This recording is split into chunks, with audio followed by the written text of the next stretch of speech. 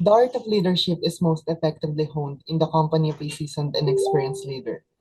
Acquiring an understanding of their wealth of experience not only allows us to absorb essential knowledge, but also equip us to lead with proficiency.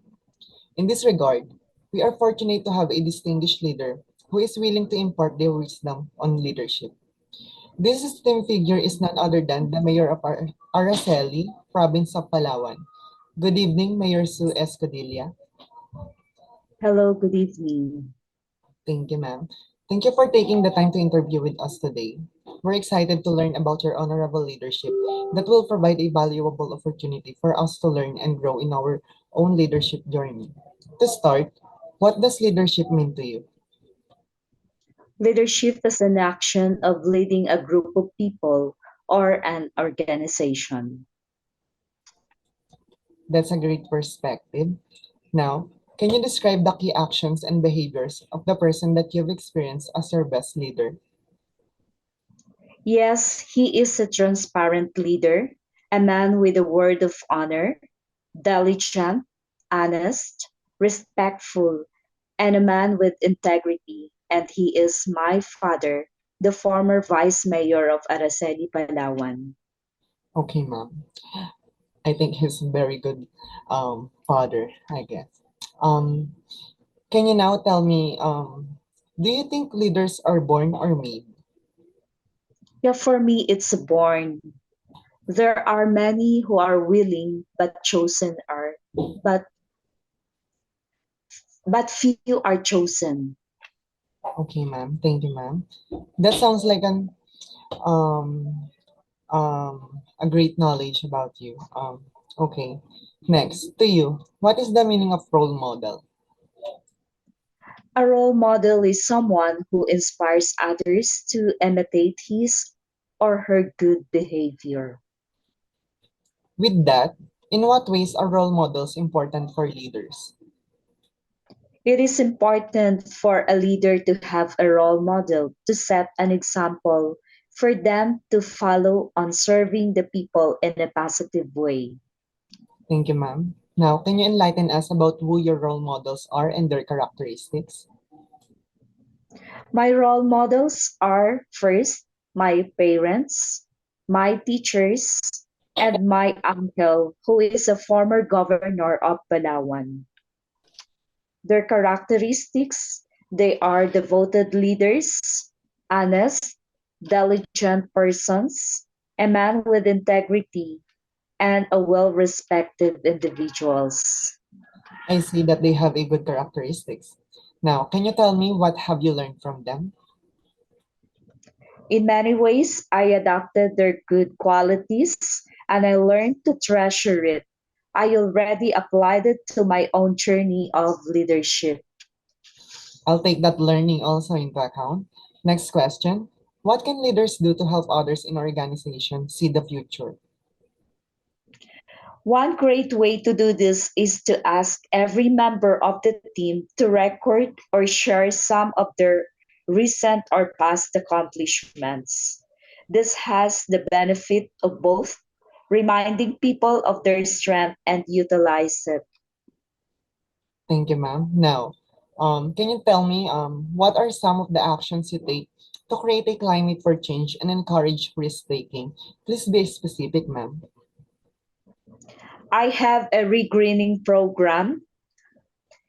We declared June 24 as Arbor Day, wherein we plant trees, and every quarter we do coastal cleanup, and we also pass an ordinance to limit the use of plastics.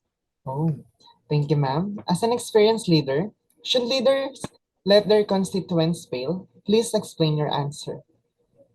Yes, as a leader, we need and want people to learn and grow. Failure is a part of learning process. If people aren't allowed to fail, they won't learn. That's impressive. Next question. How can leaders create a climate of trust and facilitate relationships among people in a work team? Leaders should recognize the value of employees, understand the importance of applicability and uniformity, cooperation, and compromise within a work relationship. That's a greater approach. Moving on, what do you think are three things that can be done to improve in each leadership practice? And what are the three things that you can do to continue learning to be a better leader? For me, first, you have to establish a relationship building. Second, improve communication skills. And third, you have to mo- uh, motivate your team. Amen. Next question. Being a mayor is hard as you are leading a great number of people. Can you tell me about a time you struggled with work-life balance? Well, for me, it's time management, a time for my work versus a time for my family and myself. Did you manage to solve the problem? If so, how did you do it? Yes, I'm trying to do it. And I take time on the weekends to do things for myself and my family, my work, and I ensure that I regenerate before the work begins. Thank you, ma'am. Sorry for interrupting your free time this Sunday evening. Okay.